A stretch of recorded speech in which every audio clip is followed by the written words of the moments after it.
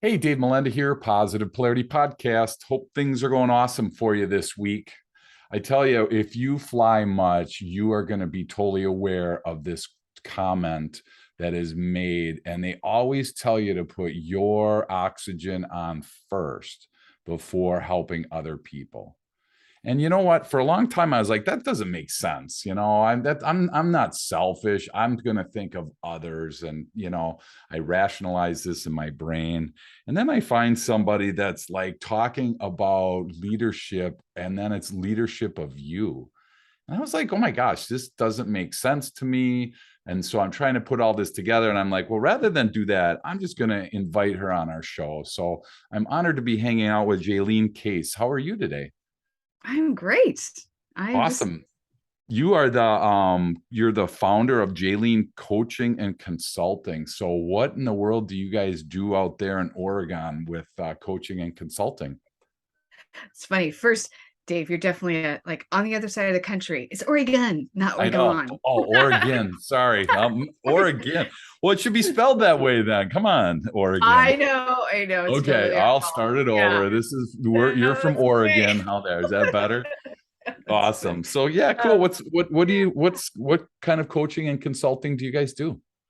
okay. So by far, the biggest part of my business is working with businesses and helping their teams develop in whatever way they want to be developing. I'm really all about the people skill side of it. And then also developing their leadership. And that can take different shapes. It can be working with a leader in the leadership team, the executive leadership team over several months. It can be doing executive coaching one-on-one with leaders, sometimes up and coming leaders that have stretched out into a new position. Often it's that. Sometimes, seasoned leaders who are just ready to take it to the next level. And then the other area is groups. So kind of businesses, executive coaching, and then doing groups like that topic of self-leadership. Yeah. I collaborate with another colleague that you know as well, Francis Eberly. He's been on this Mhm. podcast. Sure. And we offer a self-leadership program that's virtual. So all the work I do is either in person, of course, which is great, but I also do it virtually. I have some clients globally and nationally. So um, that's what I do and where I do it. That's awesome. And I want to kind of start with the fact of what we talked about originally here. When I think of leadership training, I think of you Google it and there's like, well, I don't know, 84 billion choices, right? So, when an average entrepreneur listening thinks of it, I think that they tend to think about how, it's more of an outward thing. It's more of how can I help my team? How can I help, leaders incoming?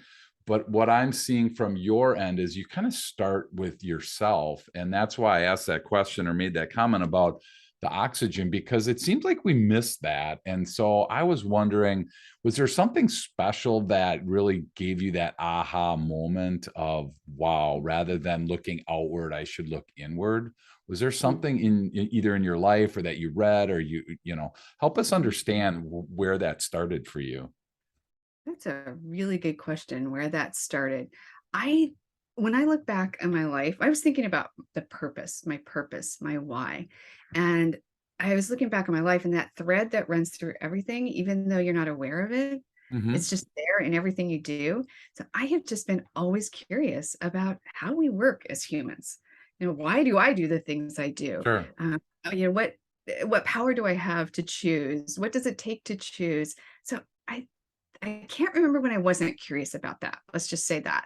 Okay. Even as a teenager, I Yeah. was just curious about that kind of stuff. Yeah. So that's where it started. But Sure. then it kind of evolved because I got involved in leadership programs, leadership Okay. development and training. And Yep. I think it's great. I mean, leadership programs are great and I still do them, but they're so outward facing. And I think leadership really, it starts with you. I mean, first you have to lead yourself. That's the foundation. It Right. really is the foundation to being a good leader is leading yourself first, which I think is the trickiest part, right? Right. Because yeah, we we're slippery. We know how to get out Yeah. of things that we promise ourselves because yeah. Yeah. So that's Well, how it and, started. yeah, absolutely. And you and I both are part of the TTI, VAA group where we use disc pretty extensively, right? And I think Yeah. that's really such a great place to start. I mean, when somebody comes to me with whatever issue that they have going on, I mean, I don't know about you, Jaylene, but I kind of end up with starting with disc because it's like, okay, I just did this for a group and there were 4 leaders in a room. And I said, then they wanted me to help them, but they weren't really particularly clear on what they wanted. So I said, why Mhm. don't you guys each write down a paragraph of what you feel, you want out of this and send it to me. Don't talk to each other. And they all sent it and they were all different, which was, what I figured. But what was unique about it is I started to like look at the wording in their sentences. And so then I Mhm. said, okay, 15 times you talked about this, 14 times you talked about this, 7 times you talked about this. And what they talked about the least was their need for improvement. It was, we need more sales. We need to improve the team. It was all, like you said, outward. And I always come back to why are we even talking about other people? Why are you even thinking about putting somebody else's oxygen mask on when you don't have your own on? And so Mhm. that's where I think you and I really start at that same spot where, Mhm. it really has to start here. Do you notice that that's kind of you get some kickback from people on that? Have you experienced that? Yeah, I mean, I think in a couple of ways. First of all, definitely everyone likes to say, "Well, my team needs development," or Yeah. "They need to Right? do this." The proverbial Yeah, they, right? Yeah. right, right. And I think the reason that the term leadership development is so popular is because it is, almost quite intellectual, right? You're learning how to do things. And I think the self leadership part, what I found is, I think it's gaining in popularity because of a lot of reasons. Sure. But I think people are more resistant to it because like it's hard to turn inward. We have, and especially the older we get, we have a lot of experience. We have a lot of good and bad experiences. And I remember one person saying, "Well, I don't want to do that. I don't want to open that Pandora's box." Yeah. I think people are afraid of, maybe somebody might make them do a kumbaya moment, or Right. Yep. they like it's scary that they'll have to do that. So do Yeah. you bring your guitar then, Jaylene, to the team building and start doing a little kumbaya for them? Oh yeah, you know it, Dave. Um, Well, and I yeah, think that's what people are nervous about, right? A I lot think of times they want, give me 3 steps, give me 3 tips, give me three yeah. things that I can do, and point it outward. And that's where I think it's not bad. It's just, I don't think it's nearly as effective because, again, how many oxygen masks could you really put on if you were responsible for that whole plane without yours? I mean, you would eventually would be, out of air. Well, you burn out is what you do. If you're not taking care of yourself, if you're not leading yourself, and taking care of yourself is just a part of that. Right. I think the other aspect to it is every time someone hears self, like Yep. self-help, self this, self Yep. that, you think, "Ugh, I Right. don't need that. I need a Right. leadership book," Yeah. Well, says her. yeah, and I hear self exactly like that, except I think of self like self-taught or Yeah. self-guided where you do it by yourself, right? So it's like that I could live with. You give me some homework and I'll do it. But this accountability thing or vulnerability, like we were talking about before we jumped on today, those Mhm. words start to become really complicated, transparent. That those are really like sticky. No one really wants to do that. It's so much easier, to bark out orders. And I think about my first job in working at Shakey's Pizza and making pizzas. I was 15 years old. Mhm. I listened to that boss because I had to. He told me to do something, and man, I didn't think twice. I went and did it. But there's a Mhm. transition from, I think, in leadership from listening to somebody, serving somebody because you have to, and then serving somebody because you want to. And that's where I think the most effective leaders are, is getting a team that wants to serve, wants to show up. What's your experience in that? Well, I think the truth is you really can't be an effective leader if you're not leading yourself. Now, how you're leading yourself, maybe you're doing it consciously, maybe unconsciously, maybe you've just developed some good habits over time. But I, I think in some way, shape, or form, the good leaders know how to take care of themselves, know how to lead themselves. Yeah. And you know, you think about it, it affects how you show up, who Hmm. you're being in front of your team. And it's not just the words you say. It's not just the strategic plan.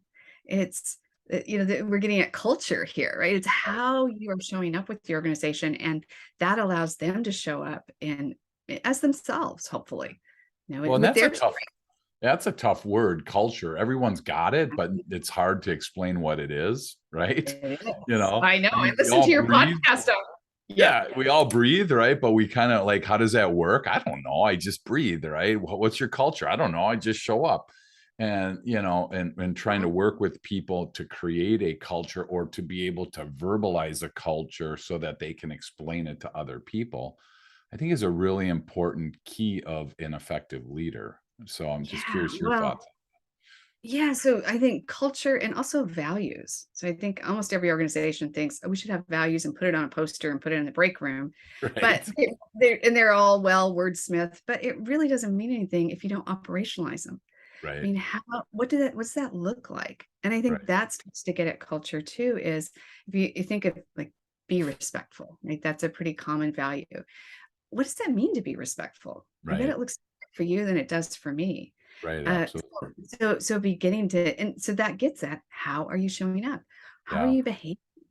What does that look like? And what's okay and what's not? So when you operationalize things like that, it also gives you a way to say, hey, you know, having those tougher conversations with people, which is again, self-leadership, you know, Right. helping yourself to have those conversations by saying, hey, one of our values is be respectful. And we've said that that means showing up on time, let's say, for example.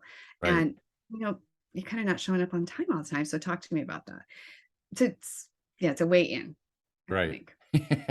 Well, and Mhm. I think us as leaders, you know, my next book I'm working on right now is about business blind spots.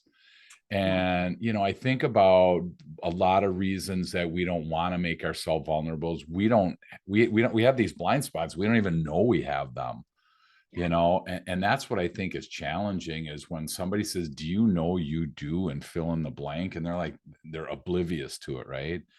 And that's Mhm. why I think the EQ assessment is so helpful, because it gives a glimpse into a person's self-awareness. And there are a lot of people that are struggling with self-awareness. And, you know, so when you see a leader that's not self-aware, you know, they're kind of oblivious to what's going on, you know, where do you start with that person? Yeah. Well, first, as you say that, I'm thinking of a statistic that I've seen recently that I think something like in the mid, like let's say 95%, somewhere in the mid 90s, of people will say, yes, I am self-aware, but really 14% are. So Right, it's, exactly. Yeah. yeah, it's a difficult thing to measure. I think so to help leaders be more self-aware. I think there's several areas. I mean, number one, in general, it's knowing yourself. It's getting to know yourself on the Yep. inside and the out. So there are lots of different ways to do that. The ways that I do that is I also love to start with our assessment reports. I mean, starting with understand their disc, their behaviors. How do they do what they do? They Right. probably don't realize they show up into a meeting and sort of bark out the agenda and let's get started down to tasks. And that can be a good thing sometimes, but Right. that's not all. So just understanding how you show up and then beginning to understand how other people behave. And so that those people who are maybe opposite of you, Right. instead of them sort of pissing you off over time, Yeah. you know, you could actually begin to appreciate those similarities and differences. So that's one area is understanding behaviors and Yeah. behaviors of people around them. I mean, it's just not all about you. It's also understanding how to look at others. And then the other area that we work with is what drives you. And Yeah. you know, the what motivates you, what drives you is what drives those behaviors. So you and I could have the same behavioral style, but what Right. drives us is different. And so it looks different. And the Right. reason why we want to do it is different. And then that emotional intelligence. So I think that's a tricky thing with leaders because people do. I had one person actually push back with me when I did a EQ training for their whole organization. And he said, because his emotional intelligence score was low, He Sure. said, I don't know why you share. Why do they score this? This is awful. And I never have to share their scores, but I Yeah. think that's self-awareness. Right. You don't realize. And so when just having a conversation about it is not as valuable because again, we think, oh, they need help with that. I'm really self-aware. So being able to see a report that shows not just how you score, because it's not 100% about that for sure. Right. It's Yeah. about understanding. And we all have a list of areas that we can develop in emotional intelligence, but it's beginning to say, oh, yeah, actually, I could practice that. Let me just try that and see what Right. happens. So I Yeah. think that's the beginning. And really these areas in this a tool that I've developed, that not jumping to this immediately, but Yeah. a tool that I've developed, a self-leadership map that helps you understand more about from a different angle. So right, these are different angles that you approach this. From a different angle is understanding more about what motivates you, how do you support yourself? And then how do you keep yourself moving on the path that you want to be moving on? Right. Combining all these different elements. Yeah, and I think that what I notice, in this case here, a lot of times, Jaylene, is that people are moving so fast. And, even the entrepreneur listening right now, is probably multitasking, walking and listening, driving and listening, working out. I mean, it's rare to see somebody just sit and listen to a podcast, right? Which is fine. We're Mhm. so darn busy, we're multitasking, and now here comes this lady from Oregon, okay? Oregon, Oregon. Oregon, okay? And Good. she's saying, I'm hearing my words are slow down, self-assess, go on this journey, on this leadership map. That's what I'm hearing as an entrepreneur, right? Yeah, I'm actually not saying slow down. Okay. So Yeah. what is your advice to somebody listening right now that's like, okay, I'm hearing you. I'm always putting on everyone else's oxygen mask first. What advice, where do I start? Is this the Mhm. place to start? Is what okay, you sold me on it here. I know I need to do something, but my propensity, before I go there, my propensity naturally is to say, well, what about everybody else? So I want to just be very conscious for the listener that this is about you, and this is about you alone, nobody else, because I don't think you can be a good leader if you're not aware. So if we have Yeah. somebody that's at that spot, yes, I think I need to know what's next. What do you generally tell them what's next? Well, eh, I mean, in general, right? I do like to start with the assessment tools, Okay. but I'll tell you the truth that, and the reason I say I don't say slow down is because I'm a fast mover too. I don't, I don't do this stuff day in and day out. I actually Yep. developed the tool because I had the information from this one tool in all these different areas, Mhm. and I would lose track of it. I would lose kind of track of myself because I'd be going and, you know, forgetting my values, Sure. forgetting the direction I want to head in for the next 10 years. I mean, even like just not paying attention to those things. And so for me, it was actually easier to put everything in one place so that I could once a month glance at it, and maybe takes 15 minutes to Okay. it does take some time to do it the first time. I will say that it does. But once you have it done, then it's a tool that you can go back to again and again to refocus you, to reground you, and also re-inspire yourself. And I think the same is true with these assessment reports that you use. So I guess what I'm saying is yes, and I mean, it's yes, Okay. and all these things. And Sure. it's really what it is that works for you. Right. So that's really the bottom line of this is how do you plot your path forward? I'm going to give you some ideas. And I think the same is true with executive coaching. We're not prescriptive. We don't say this is the way you should do it. We say, hey, you start with where you are, and then we figure out what the next tool is that would serve you best. I don't think there's one prescription for Sure. sure. Okay. Yeah. So Yeah. you've created what's called the self-leadership map.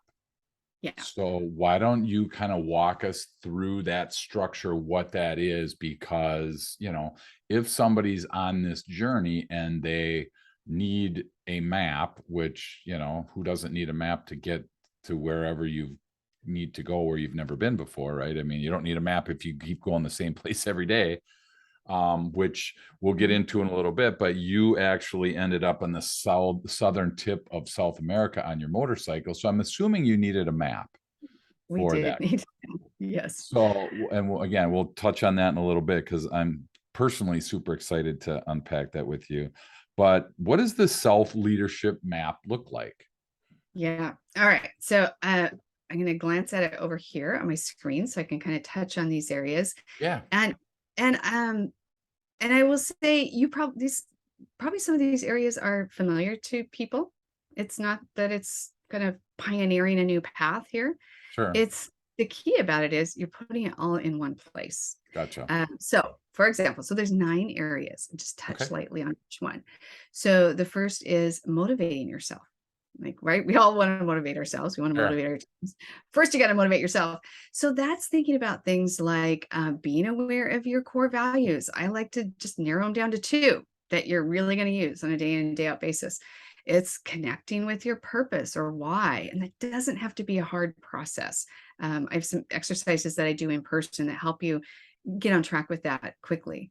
Sure. It's writing love notes to yourself, right? When things are tough, Oh, wait a minute here. Hold on. I We don't do that here in Wisconsin. I don't know if you do that in Oregon, but we don't do that here in Wisconsin. know. So, This is like so what my is that? I mean, yeah.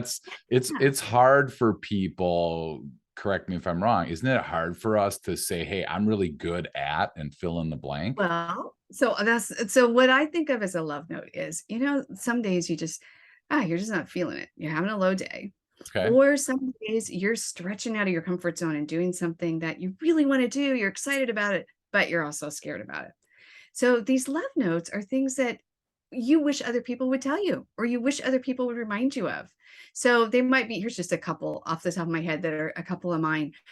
Step out, step up. So that kind of, it reminds me that, hey, step out of your comfort zone and step up into maybe a new version of yourself that you want to be out in the world. Another one is KISS, that acronym, keep it simple, sweetie, Yep. because sometimes I can go down the rabbit hole and make things way too hard. And so, just reminding myself of that to kind of ground myself in that. Yeah. So you can put them in a place that you see them Okay. and use them as you need them. Sure. Uh, the second area is being yourself. So what this area is all about is filling your cup. I mean, we all know we need to fill our cup so that we have plenty to give to others and Mm-hmm. without exhausting and draining ourselves. Yep. But we look at it in 4 different areas. So we get really specific about specifically how you're going to do that in these 4 different areas. And then talking about how you want to show up. So really using some descriptive words. So now your cup is full, you're being who you want to be. Now, what are some descriptive words that how you want to actually show up in a couple different areas? And I actually love this tool. I'll just share this technique really quickly. Yeah. Um, for example, when you're getting ready for an important meeting or an important presentation, think of 3 to 5 descriptive words that describe how you want to show up there. So it might be, I want to think about a presentation you're doing at a meeting at work. I want to show up bold. I want to show up aware, the people in the room. I want to show up authentically. I really want to connect. And just setting that tone really, it works. Sure. Do you Right. recommend writing Right. those down then too? I do. Yeah. Okay. Yeah. I do recommend writing them down. Yeah. And take them, like if you're getting ready for a meeting or presentation, just have them handy so you can read them. Doesn't need to be a big process. Sure. How long it take a minute maybe to do that. Yeah. That's a really useful tool. Cool. And then, and then the next area is tapping into those visions and goals. And I like to break down both of those based on 30 days, 6 months, a year, 5 years, 10 years. And it was super scary for me to actually think of what do I want in 10 years? Yeah. And actually, what are some little things I could be doing now to work Sure. toward that? But the longer I worked with it, the more uncomfortable I was, the more I, wrote something down, and I went, no, that's not it. That doesn't feel right. And it kept getting closer. And I noticed that I kept getting braver and I kept getting more willing to declare what it was I really wanted, what I Sure. desired. And then I could start writing some things to do to move toward that. And then the section of supporting yourself. So it's thinking about how do you take those kind of unsexy actions on a regular basis. They might be teeny tiny, they might be habits or practices. But those all lead to these bigger things that in and of themselves, they're not that big. Like daily, before this call, I got up, I wrote in my journal, I had my coffee, I exercised, and then and I do that because I do it for me. It Sure. makes me feel better. So you Sure. think daily, weekly, monthly, quarterly, annually, and then thinking about who supports you. Who is it? We don't do this alone. So who can support you when it comes time to maybe tackle a big challenge, or you want someone who has some industry expertise that's helpful, or you're just having a really low day, Yeah. or they're really fun. So Yeah. thinking about different ways that you need support and who's going to do that. Think about it ahead of time so that you can tap into it when you need it. Sure. Um, and then pesky obstacles, we like to think, oh, if I don't think of it, it's going to go away. But listen, Out of sight, out of mind, right? exactly. So really being aware of what is getting in your way externally and internally. And that's a whole big topic to Sure. understand, Yep. but it's naming those. So then you can actually deal with them when you name them. And then I like this area, appreciate and celebrate. So kind of when we get to the end of all these things and we've accomplished something, don't just rush on to the next thing. Neuroscience tells us that when we celebrate, it teaches our brain to do more of that thing. So even if it's a little thing at your desk, like, yes, Sure. right. And my hot tip today is it sends an even stronger message to your brain if you expose your armpits. So like if you go, yes, sends an even stronger message. There And you then go. the last part of this, the final part, is really plotting out your path for you. I mean, Okay. I can share these ideas, but it's you putting together these ideas in a way that works for you, that will serve you in the direction you want to go. Wow. So That's there a you go. cool. That's the self-leadership map. Yeah. Yeah. There you go. In 5 minutes, that was a great Yeah. path. Yep. There you go. Yeah. And so I believe that we will put those in the show notes, the link to that journey for correct. Yes. Yes. Awesome. We have And a fillable PDF that people can yeah, use. and it really looked like it was simple, and it looked like, but again, the thing is, like you said, I there's not a there's not a stuff there we've never heard before. It's trying to get it all in one spot, and I believe you got to get excuse me into the routine of being able to go somewhere and do this. We all probably have a routine. We get out of bed and we do A, B, and C, whatever that looks like. This just becomes part of that. Start a day, end a day, whatever. But I think without that, you're going to struggle with having success on this map, I would think, correct? Yeah, you do need to, you need to make time for yourself. That oxygen mask. I heard recently this person talking about self-leadership. I don't remember who it was now, but what he said really struck me. He said, it's about respecting yourself. Yeah. Well, and it's so easy, right? Sleep less, work more, don't eat right. It's real easy to not respect yourself. So that's a really, really wise words. I can't hold off any longer because I have to know about this motorcycle trip. So you started in Oregon, ended up in the southern tip of South America, and then and proceeded to go back, correct? Then you went back.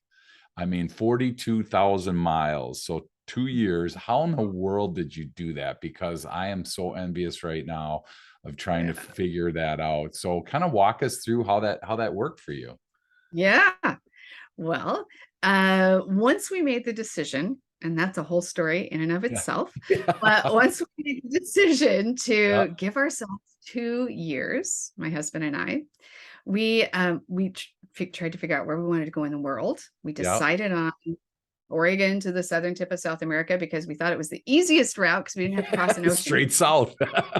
Straight south. Yep. Pretty much one language, lots of variations of Spanish, but Sure. pretty much Sure. one language. We just had to cross the Darien Gap, which actually there is no way to cross that right now. That's another story. But so let's see. So we started in Oregon. We went first to Canada, and then east across the US, and then we started south. And yeah, we had rode two big BMW motorcycles that were Okay. dual sport, which mean they can go on road and off road. Okay. We camped, we stayed in hostels. We did not have an itinerary. We did not have a route or a map. Oh We my gosh. I know, but we That's even way cooler. yeah, we would figure it out along the way, you know. So my husband was great using the GPS and using open streets data for maps that was continually updated. And so yeah, we just figured sometimes we would get sort of south in Peru, and my husband would say, this really happened. Oh, I really wanted to see that ruin at north in Peru. It's like, okay, well, we'll just wind back up, you know. So we definitely Wow. did not go in a straight path. And it really was life changing. Of course, it was life changing to live off of what you can fit on a motorcycle for two Yeah. years. Yeah. The thing I tell people, to put it in a nutshell, is we live, if you think of our lives on a spectrum, most of the time we're in this normal middle area, but on that trip, we were more on the edges. So that meant things were more magical, yes. Things Sure. were also more challenging. Sure. So is more the extremes. The other thing I love to share is there are amazing, wonderful people out there in the world. Like, go out there and meet them. We never had any troubles. We just didn't have any troubles. And Sure. we had amazing people that helped us when we actually had our own problems, Right. like a flat Yeah. tire in the middle of nowhere, or the motorcycle stopped in the middle of Mexico in the middle of nowhere. And yeah, so it was awesome. And frankly, that is what gave me the guts to start my business, because Okay. I had worked for 35 years full time, 8 to 5 up until that point. And we both really let go of good jobs, rented out our house, to be able to do this. And um, letting go of that regular paycheck Yeah. and just letting go of every no there was no normal in life, Sure. nothing Sure. like my life before. And so just that uncomfortable, frankly, a Wow. lot of times Yeah. experience taught me, just go all in this Yeah. business that you dreamed of starting. Just Sure. do it. Wow. So did you have family and friends close to you that were supportive, or were they struggling? How did they respond to a 2-year motorcycle trip? Yeah. Well, I grew up in a motorcycle riding family. I Okay. started out on dirt bikes when I was a kiddo in Boise, Idaho. So Sure. my family, they're like, awesome, go. And same with my husband's. They're not a necessarily a motorcycle riding family, but they were all Sure. for it. All for Okay. it. Yeah. Yeah. So we had lots of supportive friends and family. I mean, that would be tough, I would think, if you had resistance somewhere in your close circle saying, "What are you guys nuts?" And starting to kind of put Oh, that doubt in your mind, because that had to take a lot of encouragement, that had to take a lot of courage to be able to say, okay, we're quitting our jobs, we're going to rent out our house, and we're going to live on a motorcycle for a couple years without right. knowing. I mean, you had an end you had an end goal in mind, but getting there was pretty murky. So that's even cooler, not to have a route, Yeah. because a lot of people listening may do it, but they know day 1 to day 365 where they're at. And, I mean, that's Mhm. just got to be sanity for some people. But, I appreciate that you didn't do that. Yeah. I got to I ask, got go ahead. Yeah, a go on. couple quick things, Dave. So first of all, we also did it in our mid to late 50s. Okay. So just because people were supportive does not mean they weren't saying you're crazy. There you go. Yeah, Okay. I'll add that. That's cool. So I gotta ask, what's up with the red hair? What was that? Was there, you had red hair when you did this venture as well? What was up with that? I know, I had always wanted to have red hair, frankly. Okay. And I just decided before I left on the trip, I had my hairdresser do it, and I was like, "Oh my god, this is so much fun." And I had, shoulder length hair and Yeah, bright red hair, and so every time it was also so much fun to go in, hair salons in different sure. places in Latin Okay. America, and I would Okay. just say, yo quiero muy, muy rojo, pero. And so I would just say, "I want really, really red hair." And I Yeah. had we didn't speak Spanish, or well, I spoke present tense Spanish, okay, enough to get by. But I didn't know how it was going to turn out. But it was fun to be around women. I would choose salons based on the volume of the conversations. I didn't know what they Sure. were saying. It was just a great vibe. Yeah. And it was Yeah. just fun to be That's wild so and cool. free. Wow. Yeah. So would Yeah. you do it again or Uh, something different, or what's next I on the agenda for you guys? Yeah, so yes, I would do it again, not for 2 years. It was hard. Because Yeah, love my people. I love talking with people, and even so I speak present tense Spanish, but that means I can't get into really juicy, deep conversations sure. with people. Yeah, yeah, And you'd think, "Oh, people speak English." No, yeah, they don't. yeah. They speak Spanish. And so, that was the biggest challenge for me, honest. So Wow. I wouldn't wanna be gone for 2 years because of that, but I would definitely do now when you think of a week or 2-week vacation, it's like, "What do you mean? That's like a breakdown. That's not a Yeah. vacation." It's a blip on Yeah, the radar screen. So, yeah. what's your husband's first name? Keith. Keith. Keith? So how Uh-huh. many times did you and Keith be like, "Oh my gosh, I'm going home. You go your way, I'm going my Okay, way." here's the funny thing.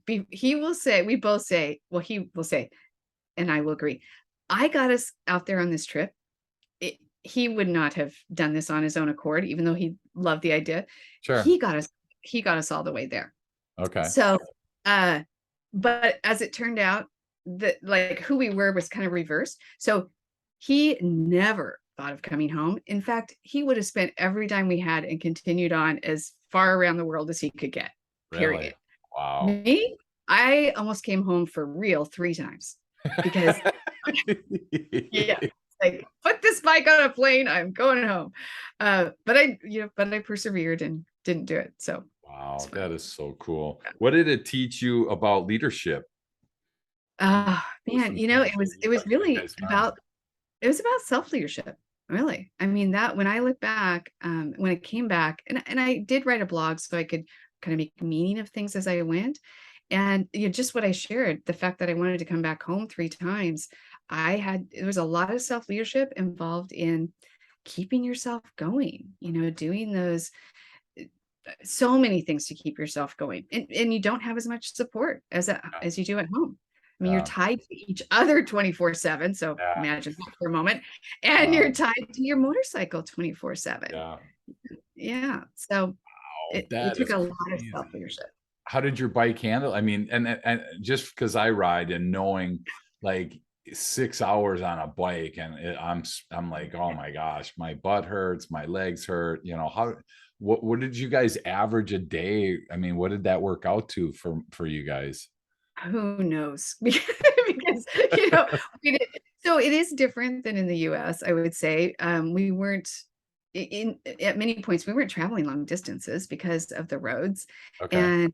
And I would just say 2 things, no 2 words, custom seat. Yeah, That's, oh my you gosh. know, definitely Yeah, a custom seat. And our motorcycles are just set up really well. okay, They're really ergonomically set up. And perfect. actually, that was not never a problem. Being Yeah, uncomfortable, never a problem. And I had my own little, I call it my own little weather system going down the road. This is also when you think about obstacles, an external obstacle is yeah, I'm I'm kind of the princess and the pea. I like to be comfortable. So sure. that meant I would have to deal with gear, so not Yeah, only waterproof, but not people who aren't motorcycle riders don't realize we have electric gear. So I had an electric jacket, electric gloves, and then so of course you have the 100-degree plus heat of Central America, the yep. cold, harsh weather of Southern South America. Really, in Wow. Ushuaia, Argentina, you're a few hundred miles from Antarctica. So Oh my it gets cold gosh. down there. Yeah. Yeah. Wow, that is crazy. That is so cool. I'm so glad that you shared that because, I hope it is an encouragement for somebody listening. Because I tell you what, it's an encouragement for me. I'm like, "Okay, what can I do here to," because we wake up every day in our comfort zone. We kinda live in our comfort zone, which isn't bad. I mean, it's a great place to be. It Mhm. just doesn't stretch us. It doesn't get us to the growth. We don't do a lot of growing in a comfort zone. And I believe that our bodies, our minds, our spirits are meant to grow. And so when that doesn't happen, I mean, I know for myself, if I take a week off of working out, my legs are like, they feel like, wow, you got to start moving again, And so I just think that for people listening, I hope it's an encouragement to think outside the comfort zone. Doesn't have to be 2 years in South America, but it sure can be something other than going to work 8 to 5, Monday through Friday. So Well, go let me ahead. just say one more thing Yeah, on that, Dave, because I think a couple things. First of all, you're right. It may not, most people aren't going to ride, to the southern tip of South America, but whatever it is that, that little thing that's been whispering to you, figure out how to do it. yeah, We are not independently wealthy. All right. We figured out how to do it. And this is a whole nother story, which I won't go into, but some things have happened since we've been back that we could have never known would happen. sure, And some people will say, wow, you must have known that was going to happen, because otherwise, why would you've taken that big adventure? So I sure. guess the point is, life happens, and you may not be able to do that dream that you have right Yeah, now, yeah, but do it now. Like, don't wait for the perfect yeah, time. If we had waited until retirement, we could not have done this. sure. Oh, for sure. Wow. Yeah. Yeah, Yeah. and I tell you, each week we find awesome people, and this week is no exception, to where there's a challenge that's kind of laid out. And I always say, rather than jump into your next podcast or jump into your next activity, just sit with this for a minute and think to yourself, are you the type of person that needs a self leadership map? What can you do to work on yourself so that you can then put oxygen masks on for other people? Sorry to keep belaboring that, but it just seems to be a really applicable piece for today's talk. So, Jalene, as we close this, oh, go ahead. Yep, go ahead, jump in. Well, you were probably just going to let me jump in, but Go so for it. I do want to make sure that people know that yes, you can download the self leadership map. However, if you like to do things in a group, and that sort of energizes you to get stuff like this done, it Yeah. doesn't just sit there. I put together a special offer for your audience Oh, at great. complimentary. It doesn't cost anything. And there'll be a link in the show notes. I'm going to do a 2-hour workshop for free to go through this. Oh, wow. So the date and the information is there. It's all there. I think it's Okay. November 21st. Okay, So awesome. Well, we will yeah. definitely get that out for you and make sure that this is on prior to that, which is fantastic. So again, what we do each week is try and present you with opportunities. And, I always say, if you don't take it, that's fine. Just don't email me or Jalene and say, man, my life's a mess, or I'm not living up to what I want. Everything's probably going really well for most people listening, which is great. There's nothing wrong with that. I just think about a couple things right now in my life that I'm like, man, I really want to, and fill in the blank.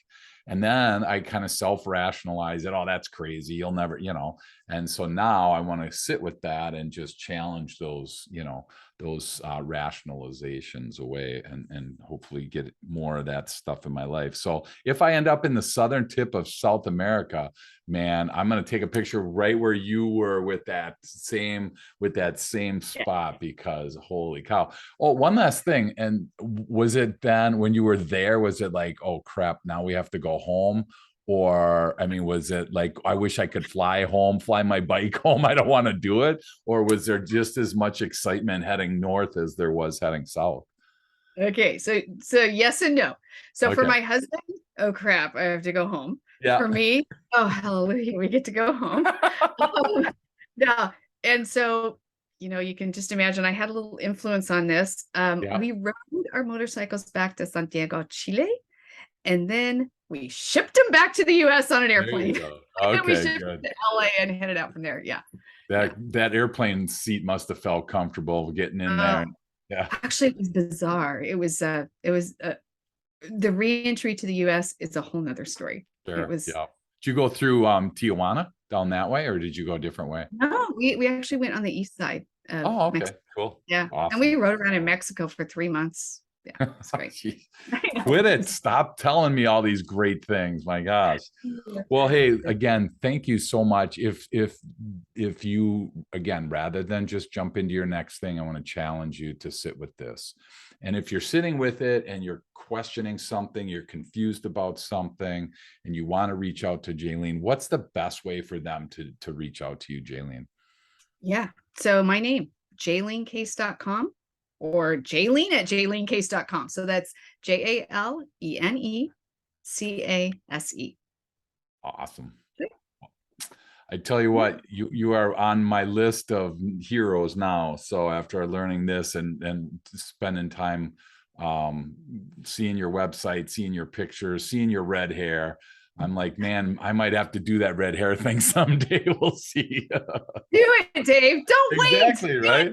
You and Do me it. both. So that'd be Yeah. awesome. Well, Yeah. thank you again so much for hanging out, and I can't wait to keep learning more. Thank you. Thank you very much for inviting me.